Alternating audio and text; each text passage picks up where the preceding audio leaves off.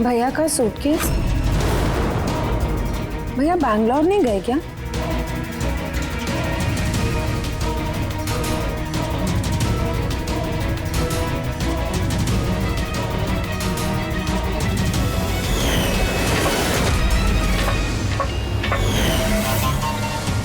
भाभी भी वापस आ गई।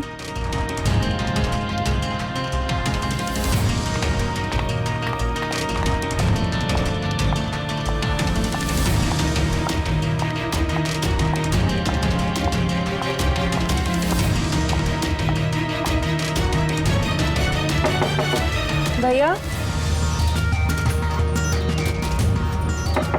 बकुल भैया, भैया आप बैंगलोर नहीं गए क्या? भाभी,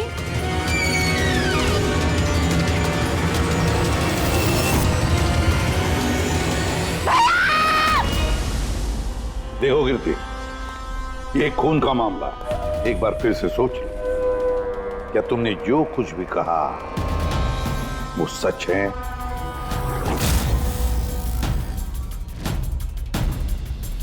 सर,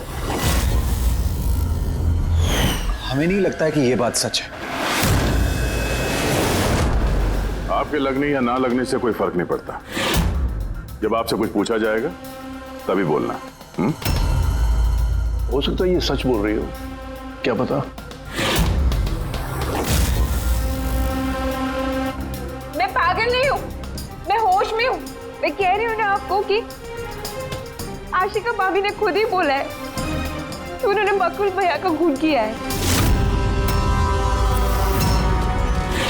सिर्फ मार दिया ये कहने से साबित नहीं हो जाता कि उसी ने बकुल को मारा है। ये भी हो सकता है कि वो कुछ और बोलना चाहती है। हाँ?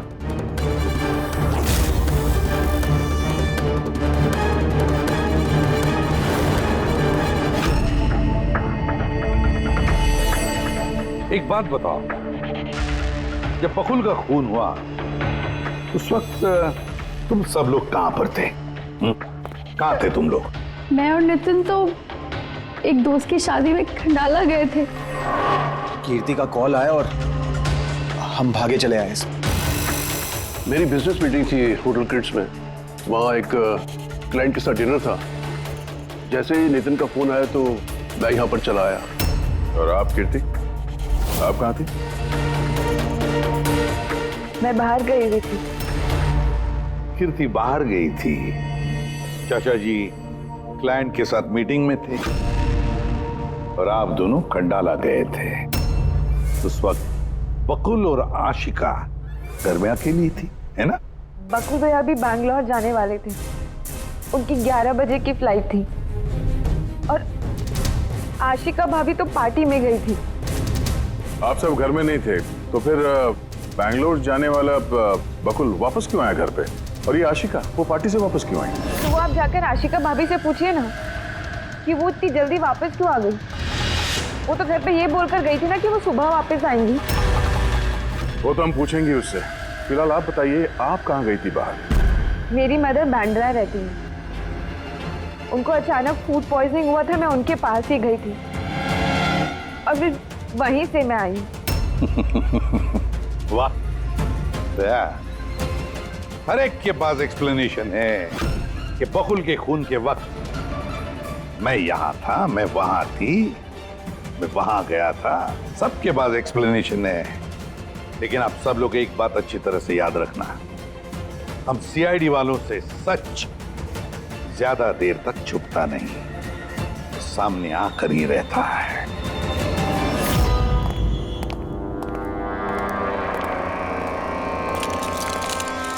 हाँ जी, कांच के टुकड़े घुसे हुए थे। सर, लुमिनॉल टेस्ट भी किया सर। यहाँ पे जो खून है इसके अलावा कहीं भी खून नहीं है। एक काम करो, घर की अच्छी तरह से तलाशी लो, देखो कोई ना कोई सबूत जरूर मिलेगा, है ना?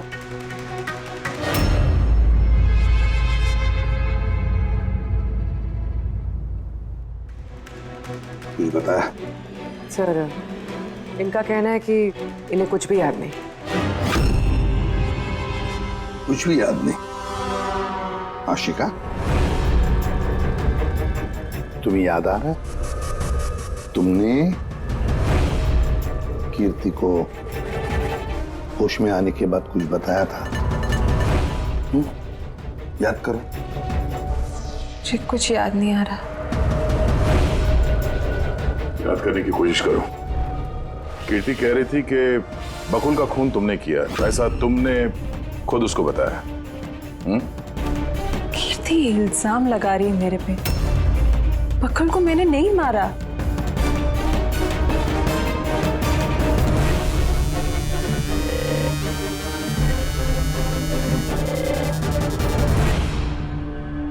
सर कहीं ये याददाश्त जाने की एक्टिंग तो नहीं कर रही है?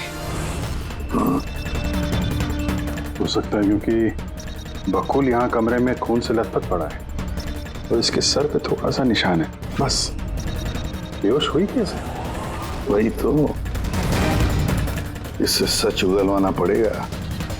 कैसे उगलवाएंगे सर?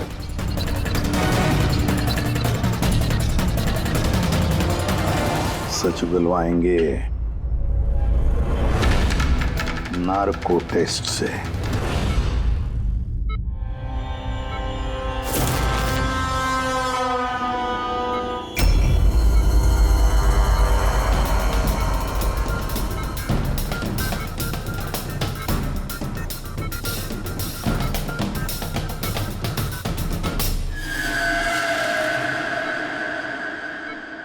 अप्रैल की रात को जब आप पार्टी से घर लौटी तो क्या हुआ था? मैं घर में घुसी, बकुल चिल्ला रहा है।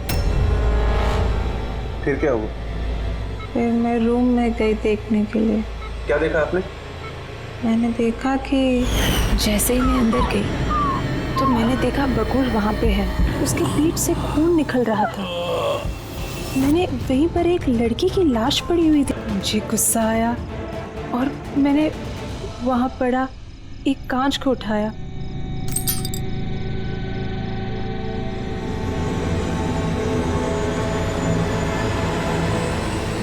और बकुल को मार दिया। तभी मुझे मेरी गर्दन पे प्रेशर महसूस हुआ। मैं बेहोश होने लगी। बेहोश होने से पहले मैंने दरवाजे पे एक फिगर को देखा जिसने ऑरेंज फ्लोरेसेंट जैकेट पहन रखी थी। आदमी था या औरत थी? आदमी। ओके, फिर क्या किया उसने? वो मेरे पास आ रहा है, शायद मुझे मारना चाहता है। अच्छा आशिका, तुमने वहाँ किसी औरत की लाश को देखा था? हाँ देखा था। औरत की लाश? वहां पर तो हमें किसी औरत की लाश नहीं मिली। हम तो बकुल के मर्डर की जांच कर रहे हैं। अभी एक नया केस कहां से आ गया? कौन सी औरत की लाश है? कौन थी वो औरत? मुझे याद नहीं, सब धुंधला दिख रहा है। ये कहीं ये हमें गुमराह तो नहीं कर रही? समझ में नहीं आ रहा है ये किस औरत की बात कर रही है, किस औरत की लाश की बात। आशिका, तुमने बकुल को क्यों मारा? क्यों मारा बकुल को? ठीक ही हुआ कि वो मर गया। वैसे ही जिंदा रहता तो मैं सड़कों पे धक्के खाती। क्यों? सड़कों पे धक्के क्यों खाते? बदचलन साबित करना चाहता था। तलाक चाहता था मेरे से। अच्छा, वो मरी हुई औरत वो कौन थी? मैंने आपको कहा ना, मुझे याद नहीं वो कौन थी। देखो आशिका, हमें वहां पर किसी भी औरत की लाश नहीं मिली। तो फिर कहाँ गई होगी वो लाश? मुझे जब होश आया वो लाश वहां से जा चुकी थी। और वो फ्लोरेसेंट ऑरेंज कलर का जैकेट पहना हुआ आदमी? वो धुंधला धुंधला सा दिख रहा था, दरवाजे पे ही खड़ा था। शायद मेरे बेहोश होने का इंतजार कर रहा था।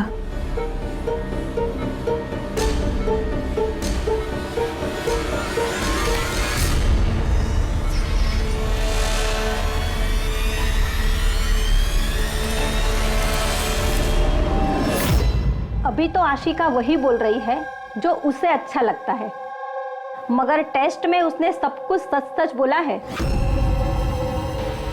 Thank you sir. अगर इसने नार्को टेस्ट में सच बोला है तो हमें उस मरी हुई औरत के बारे में पता करना पड़ेगा। लगता है क्राइम सीन पर दोबारा जाना पड़ेगा। अच्छी तरह से फिर से चेक करते हैं, कोई ना कोई सबूत तो मिलेगा ही मिलेगा। सर ये मशीन कोई स्पेशल मशीन है? ये मशीन छोटे से छोटा सबूत ढूंढने में भी सक्षम है, जैसे कि माइक्रोब्स जो अक्सर धूल में मिल जाते हैं। और ये जो मशीन है ना, इस कमरे में छोटा से छोटा जो डस्ट पार्टिकल होगा ना, छोटे से छोटा, उससे उस जैकेट वाले आदमी का पता बता देगी जो इस कमरे में मौजूद था। बहुत बढ़िया।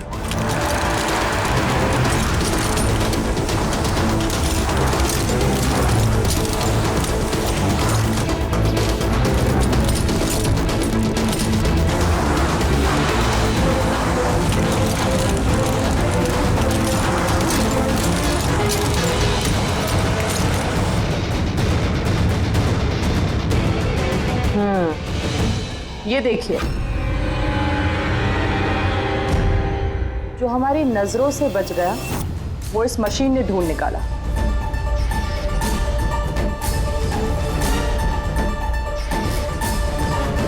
ये तो कोई नाखून लगता है। वो भी नेल पेंट लगा हुआ, डेफिनेटली कोई औरत का है।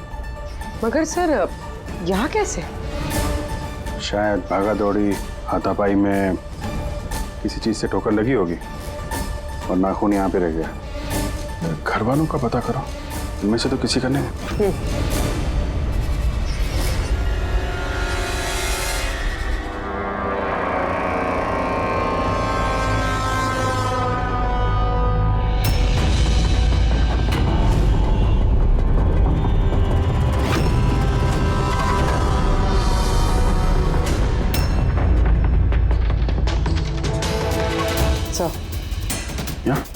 पर घर में तो किसी का भी नहीं है। शायद उस औरत का होगा जिसकी लाश आशिका ने देखी थी।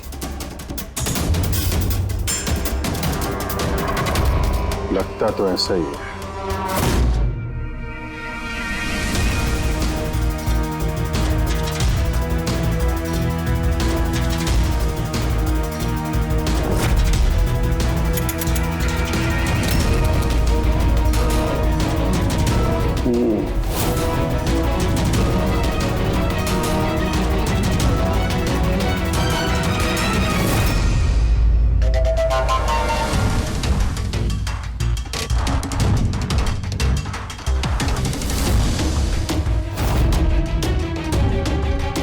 ये बात है तरीका।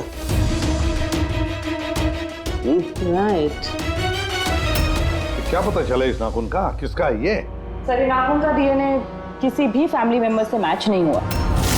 लेकिन एक बात पता चली बस, ये नाखून जिस किसी का भी है वो एक औरत है और उसकी उम्र 20 से 25 साल है। 20 से 25 साल की औरत। और एक बात, हाँ,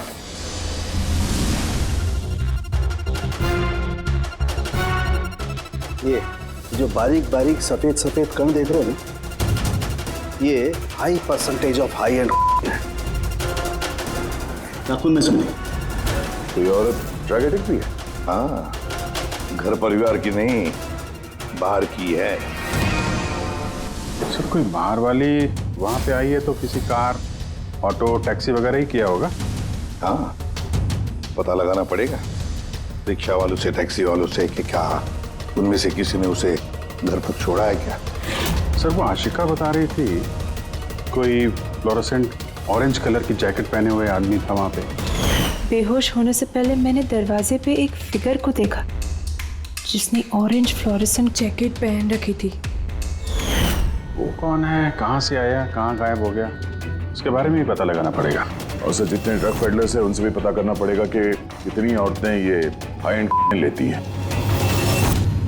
अभिजीत, एक काम करो, रिक्शा वालों से, टैक्सी वालों से पता लगाओ क्या किसी ने इस औरत को घर पर छोड़ा था क्या, और मिसिंग पर्सन रिपोर्ट भी चेक करो। बताया जाओ, शहर में जितने भी ड्रग पेडलर्स हैं ना, सबसे जाकर पूछताछ करो। देखो क्या वो किसी ऐसी औरत को जानते हैं जो हाई क्वालिटी इस्तेमाल करती है। और हम जाकर उन घर वालों से मिलते हैं, देखते हैं क्या कर रहे थे, कहाँ गए थे इस हादसे के वक्त।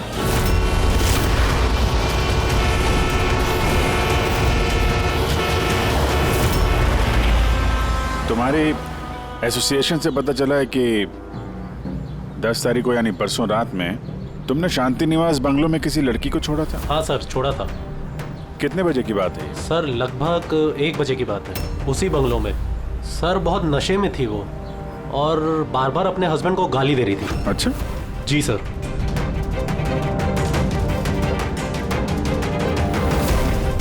ये लड़की थी वो? हाँ सर, यही थी वो। वहाँ बंगलों के आसपास कुछ गड़बड़ लगी क्या? नहीं सर, गड़बड़ तो कुछ नहीं लगी, सब कुछ नॉर्मल ही था। और एक कार खड़ी थी, एक बाइक और सर एक गार्बेज वैन भी था। Garbage van? जी sir. Sir sir sir sir sir sir मैं भी एक लड़की को परसों शांति निवास बंगलों के बाजू में छोड़ा था। कितने बजे? सर यही कोई 12:30 बजे के आसपास। और तुमने 1 बजे छोड़ा था? जी सर। ये लड़की थी वो? नहीं नहीं सर, ये लड़की नहीं थी। तो इसको तुमने 1 बजे छोड़ा और 12:30 बजे जिस लड़की को छोड़ा था उसको दोबारा देखोगे तो पहचान जाओगे? एकदम सर, बरोबर पहचान लेगा। गुड। सुनो, तुम लोगों से जो भी सवाल पूछा जाएगा उसका सही सही जवाब चाहिए। जरा सा भी झूठ बोला ना तो बड़ी मुसीबत खड़ी हो जाएगी, समझे? सर झूठ बोल के जान आफत में नहीं डालनी है हमें। तो फिर बताओ, जिस दिन बकुल का खून हुआ उस दिन क्या चेतन तुम्हारे होटल में था? जी सर, वो होटल में थे और उन्होंने सारा समय क्लाइंट के साथ बिताया। उन्होंने क्लाइंट के साथ डिनर भी किया। अच्छा, तो ठीक है, क्लाइंट के सारे डिटेल्स चाहिए हमें और उस दिन का सीसीटीवी फुटेज भी। शीना, कीर्ति की माँ को फूड पॉइजनिंग क्यों हुई? खाने में क्या मिलाया था? मैंने तो कुछ भी नहीं मिलाया था। आंटी जी तो बाहर गई हुई थी। जब वो वापस लौट के आई उनकी तबीयत खराब थी। सर नितिन और सिया दोनों सारा दिन शादी में ही थे। पूछे भी नहीं बता रहे। रट्टा मार के आए हो क्या? नहीं मैम, जो सच्चाई है वही बता रहा हूँ। 11 बजे फंक्शन बंद करा दिया था हमने। उसके बाद में नितिन और सिया वो लोग कहाँ गए? फिर वो दोनों अपने रूम में चले गए सर।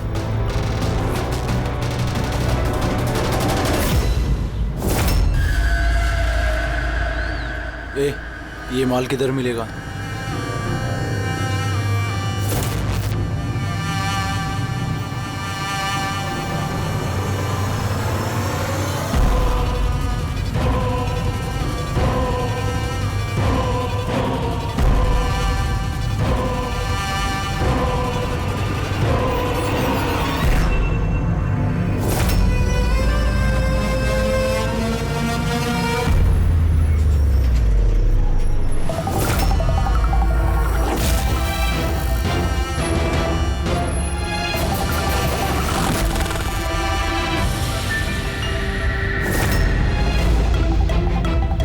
माल चाहिए।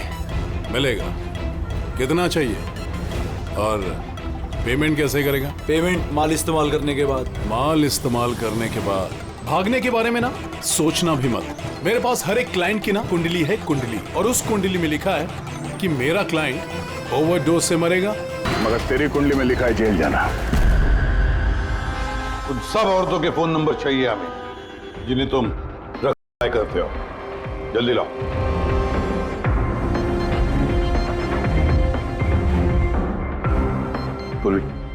देखो जरा, कॉल करके देखो इन सारे नंबर्स पर। देखो कोई गायब तो नहीं है।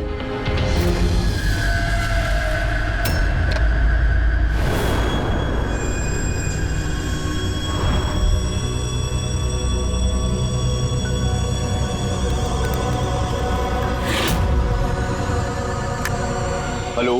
हाँ जी, मैं सोनारिका से बात कर सकती हूँ? देखिए मैम, सोनारिका जो है 2 दिन से यहाँ काम पर नहीं आ रही है। क्या? और जिसकी वजह से हम लोग भी परेशान हैं। 2 दिन से? ठीक, thank you sir. Sir diary में जो फोटोज थी उनमें से ये वाली लड़की गायब है। इसका नाम सोनारिका है और ये एक बार में काम करती है। 2 दिनों से गायब है। ये सोनारिका, ये तुम्हारी क्लाइंट है? हाँ सर। इसी लड़की को छोड़ा था तुमने? हाँ सर, यही थी, यही थी। आशिका ने इसी को देखा होगा। बकुल के परिवार वालों को अंदर देख रहा हूं। जरा ध्यान से देखिए ये फोटो। ये वो लड़की है जिसकी लाश आपके घर से मिली थी। आप लोग जानते हैं सर? हाँ? नहीं सर। मैंने देखा है इसे बकुल भैया के साथ 2 महीने पहले। बकुल भैया के साथ 2 महीने पहले? कहां पर देखा था? एक होटल के बाहर, और भैया ने कहा कि ये उनकी क्लाइंट है। सर, एक ड्रग एडिक्ट बार में काम करने वाली लड़की के साथ बकुल था और इनसे झूठ बोल रहा था कि क्लाइंट है। क्यों झूठ बोला उसने?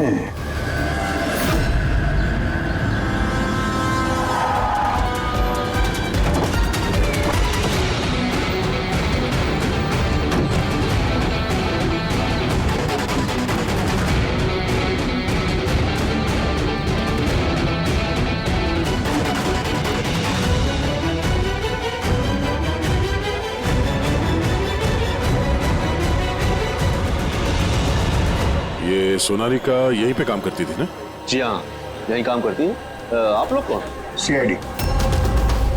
सोनालिका का खून हो गया। क्या? इसीलिए वो 2 रात से यहाँ काम पर नहीं आ रही है। हाँ, मगर हमें उसकी लाश नहीं मिली है। और के साथ साथ ये बकुल नाम का आदमी है, इसका भी खून हुआ। हम ये जानना चाहते हैं कि सोनालिका का इस बकुल के साथ क्या संबंध है? संबंध के बारे में तो नहीं पता, लेकिन हाँ, ये आदमी कभी कभी हमारे बारे में सोनालिका को लेने आता था। फिलहाल आपको इसके बारे में ज्यादा जानकारी तेजी ही दे सकती है साहब। ये तेजी कौन है? सर, ये है तेजी। तेजी, सोनालिका तुम्हारी दोस्त थी। ये बताओ कि इस आदमी के साथ सोनालिका का क्या संबंध है? सर, सोनालिका का बकुल के साथ अफेयर चल रहा था। बकुल उसके सारे रईसों वाले खर्चे उठाता था, पर उसको हमेशा बकुल से कुछ ना कुछ शिकायतें रहती थी। कैसी शिकायत रहती थी? वो कहती थी कि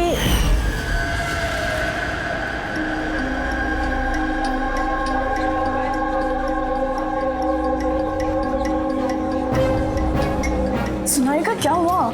मैं बकुल के साथ ना अब ये रिश्ता और नहीं रख पाऊंगी। क्यों, क्या हुआ? ना तो रिश्ता रखने के पैसे मिल रहे और नहीं वो बकुल अपनी बीवी आशिका को डाइवोर्स दे रहा है। कुछ तो करना पड़ेगा। क्या करेगी तो? ब्लैकमेल। क्या? मैं उसे ब्लैकमेल करूंगी जिसने मुझे नाटक करने के लिए कहा है। तो कोई सोनालिका को पैसे दे रहा था बकुल के साथ प्यार का नाटक करने के लिए। मास्टरमाइंड कोई और ही है? हाँ, और उसी मास्टरमाइंड ने प्लान किया और इस सोनालिका और बकुल को मार दिया। और आशिका का वहां पर आना प्लान में शामिल नहीं था। समझ में नहीं आ रहा है कि ये बकुल अपनी फ्लाइट छोड़कर घर वापस क्यों आया। और सर, अगर खूनी को बकुल की गर्लफ्रेंड को मारना ही था तो कहीं और भी मार सकता था। वहां घर पे क्यों किया? तो शायद खूनी को पहले से पता था कि बकुल के घर में कोई नहीं, इसीलिए उसने धोखे से सोनालिका को वहां पे बुलाया और उसी समय बकुल और आशिका वहां पे पहुंच गए होंगे। ये हो सकता है। तो सर, लाश को घर से बाहर कहाँ लेके गए होंगे और कैसे? क्योंकि बकुल के घर की सारी गाड़ियां तो पहले से बाहर थी। खूनी अगर चाहता है तो क्या लाश के टुकड़े करके वो सूटकेस में भी ले जा सकता है, या फिर लाश के टुकड़े करके वो प्लास्टिक के थैलियों में भी डाल सकता है। कचरे की थैलियां हैं प्लास्टिक की। हाँ सर। एक कार खड़ी थी, एक बाइक, सर एक गार्बेज वैन भी था। क्या? रात के 1 बजे? रात के 1 बजे बंगले के बाहर एक कचरे की गाड़ी खड़ी थी? इसका मतलब है सर ये खून प्लांट था। कि खूनी गार्बेज वैन लेके आया था लाश को ठिकाने लगाने के लिए। और सर ये फ्लोरेसेंट ऑरेंज कपड़े गार्बेज वैन वाले तो पहनते हैं। सर हाँ चेतन जिस कंपनी के बिजनेस डिनर पे गया था ऐसी कोई कंपनी रजिस्टर्ड ही नहीं। मेरी बिजनेस मीटिंग थी होटल किड्स में। और कीर्ति की माँ ने बाहर कुछ भी नहीं खाया। मेरी मदर बांद्रा रहती है, उनको अचानक फूड पॉइजनिंग हुआ था, मैं उनके पास ही गई थी। फिर भी उसे फूड पॉइजनिंग हो गई। ठीक है, ये भी पता लगाना चाहिए कि जिस रात बकुल और सोनालिका का खून हुआ उस रात खंडाला से कोई टैक्सी या प्राइवेट गाड़ी आई थी क्या बंगले पर? अपनी माँ की बीमारी के बारे में सच सच बताओ। उनकी मेड शीना का कहना है कि उनकी जो भी हालत थी घर के खाने की वजह से नहीं हुई। हाँ ये सच है, उन्होंने घर का खाना नहीं खाया था, बल्कि वो तो ये बता रही थी कि वो ड्राइवर के साथ बाहर गई थी और कार में उन्होंने कुछ दवाई खाई थी। दवाई खाई थी? हाँ, हमारे ड्राइवर अमन का भी यही कहना है। तुम्हारा ड्राइवर अमन का? सर उन सभी ड्राइवरों को साथ में लेके आया हूँ जो गार्बेज वैन चलाते थे। हमें एक गार्बेज वैन के बारे में पता चला है जो आधी रात को सड़क के बीचों बीच खड़ी थी, जिसमें लाश डाल के ले जाया गया। वैन का पता चल गया? सर्विलेंस कैमरे में वो वैन साफ साफ दिख रही है हमें। क्यों?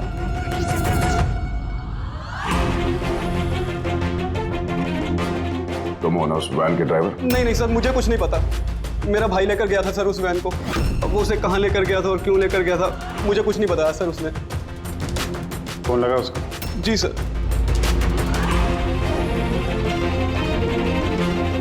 हेलो अमन, कहाँ है तू?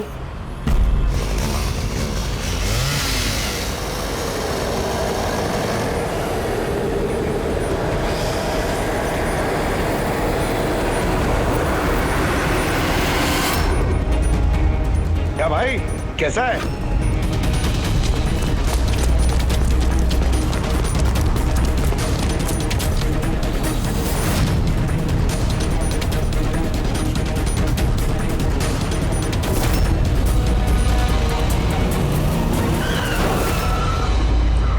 सर मैं सब सच बताता हूँ, मैंने तो जो कुछ किया उस फोन कॉल की वजह से किया था जो बकुल सर के बंगले से आया था। किसने फोन किया था बकुल के बंगले से? मैंने उसे कभी देखा नहीं है, सिर्फ उसकी आवाज सुनी थी।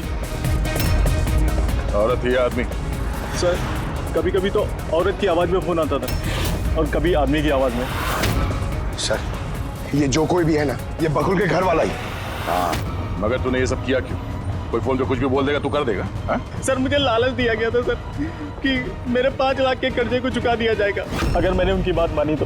सर मैं लालच में आ गया था, मगर मैंने कोई खून नहीं किया सर, मैंने तो सिर्फ लाश को ठिकाने लगाया था सर।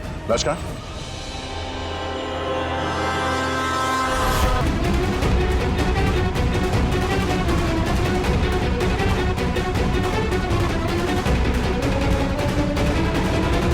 बॉस गला घोटा गया है, शायद इसी से इसकी मौत हुई है। तो इसीलिए सोनालिका की खून का कोई भी निशान नहीं था क्राइम सीन पर। पैर के अंगूठे का नाखून भी उखड़ा हुआ है।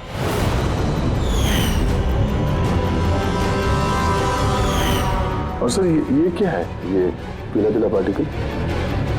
यही तो इस केस की सबसे अहम कड़ी है। चलिए खड़े हो जाइए सर, उठिए। और कितनी पूछताछ करेंगे आप लोग? सब कुछ तो बता दिया हमने। इस बार कोई पूछताछ नहीं होगी, आप सभी का नार्को टेस्ट होगा।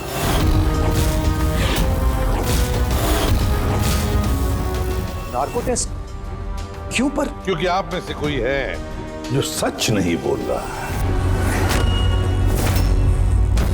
आपके पास कोर्ट की परमिशन है इस नार्को टेस्ट के लिए? जी हाँ, परमिशन के बिना हम कुछ नहीं करते।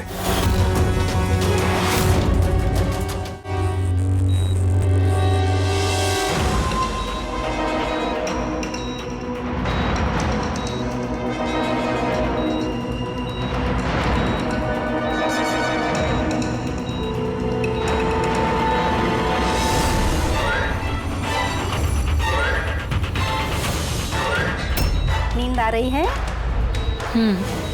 जो मैं आपको बोलूंगी उसका सही सही उत्तर दीजिएगा, ठीक है? सोनारिका को जानती हो? हाँ। बकुल का अफेयर था सोनारिका के साथ, ये भी जानती है आप? हाँ, मुझे दोनों पे शक था। क्या आशिका ने सोनारिका का खून किया है? आशिका जानती नहीं थी सोनारिका को, तो खून कैसे करेगी? अभी आपको नींद आ रही है? हाँ। सोनारिका को जानते हो? नहीं। बकुल का अफेयर था सोनारिका से, ये जानते होंगे आप? नहीं।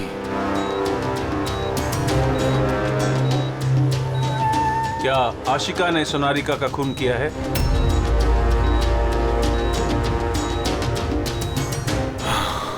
आशिका सोनारिका को जानती थी। आशिका ने ही बकुल और सोनारिका का खून किया है। उसी ने यह खून की साजिश रची थी। आशिका की हरकतें कुछ दिनों से काफी अजीब थी। ये बात मैंने बकुल को बताई थी। क्या हुआ सर? हुआ कुछ नहीं नितिन, सिर्फ इतना बताना था कि ट्रुथ सीरम के असर से इंसान सिर्फ उतना ही बताता है जितना उसे पूछा जाता है, ज्यादा कुछ नहीं बताता। अब बात यह है कि इंसान का दिमाग अपना मेमोरी शेयर करता है पर ओपिनियन नहीं देता, जैसे तुमने अभी दिया। अब सारी असलियत फटाफट बता दे, वरना असली वाला सीरम देना पड़ेगा तुझे। असली ट्रूथ सीरम मतलब ये कि हमने जो सीरम दिया था वो ट्रूथ सीरम नहीं था, ग्लूकोज का इंजेक्शन था। व्हाट? शक तो हमें तुम पे पहले से ही था, लेकिन सारी सच्चाई तुम्हारे मुंह से सुनना चाहते थे। नितिन, सब कुछ तुमने बड़ी सफाई से, बड़ी चालाकी से किया था, लेकिन सोनारिका के चेहरे पर जो हल्दी लगी थी ना, उसने तुम्हें पकड़वा दिया। वही हल्दी जो शादी के वक्त तुम्हारे हाथ में लगी थी। ये पीला पीला पार्टिकल दरअसल हल्दी है, और इस हल्दी में आटा और तेल भी मिला हुआ। आटा, तेल, हल्दी। चेहरे पे हल्दी नहीं है, सिर्फ यहाँ गर्दन के पास। कहाँ से आई होगी ये हल्दी? सर सिया बता रही थी कि वो लोग खंडाला गए थे शादी के लिए, और वहां पे हल्दी की रस्म में शामिल भी हुए थे वो लोग। बकुल 500 करोड़ का एम्पायर चला रहा था, वो एम्पायर जो मैंने सेटअप किया था, लेकिन वो मुझे ही उस एम्पायर से बेदखल करने की फिराक में था। तो फिर उससे बात करते थे, उससे समझाते थे। बात करने की कोशिश की थी सर, कई बार कोशिश की थी, लेकिन वो सुनता तब ना। भाई था वो मेरा, मैं नहीं मारना चाहता था उसे, लेकिन वो पूरा एम्पायर अपने नाम पे करवाना चाहता था। इसीलिए फिर मैंने भी एक प्लान बनाया। क्या प्लान बनाया? बकुल और आशिका के आए दिन झगड़े होते रहते थे। वो आशिका को छोड़ना चाहता था। मैंने सोनारिका को पैसों का लालच दिया और उससे कहा कि बकुल से झूठ मूठ का प्यार का नाटक करे, और एक दिन आगे जाके उससे शादी भी करे। दरअसल मैं सोनारिका के जरिए अपना एम्पायर हासिल करना चाहता था। मगर उसे क्यों मार दिया? वो तो तुम्हारा साथ दे रही थी। शुरू में सर, लेकिन बाद में उसने मुझे ब्लैकमेल करना शुरू कर दिया। और इसलिए तुमने सोनारिका को धोखे से घर बुला दिया। हाँ सर, उस रात मैंने ऐसी सिचुएशन क्रिएट की जिससे कि सब लोग घर से बाहर रहे। मैं भी सिया के साथ खंडाला चला गया, और जैसे ही सिया ने दवाई ली और सो गई, मैं फौरन टैक्सी पकड़कर यहां आ गया और अमन को बुला लिया। सोनारिका के घर पहुंचते ही, देखो सोनारिका, मेरी बात समझने की कोशिश करो। अगर बीच रास्ते में तुमने मेरा साथ छोड़ दिया तो मेरा पूरा प्लान चौपट हो जाएगा। हो जाए प्लान चौपट, मुझे कोई फर्क नहीं पड़ता। और वैसे भी मुझे उस बकुल में कोई इंटरेस्ट नहीं है, और ना ही मैं उससे प्यार करती हूँ और ना ही मैं उससे शादी करना चाहती हूँ।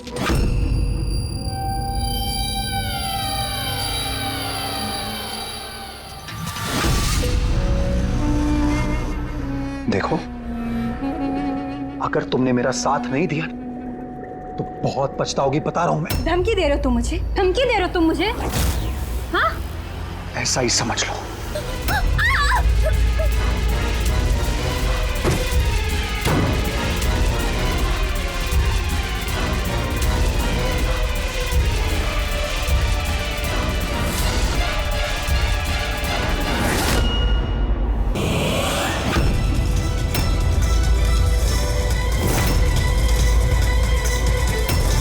भैया बकुल, ये क्या किया आपने? ये सोनालिका मुझे फंसाना चाहती थी। मैं पुलिस को बुलाऊंगा। बकुल बकुल बकुल बकुल!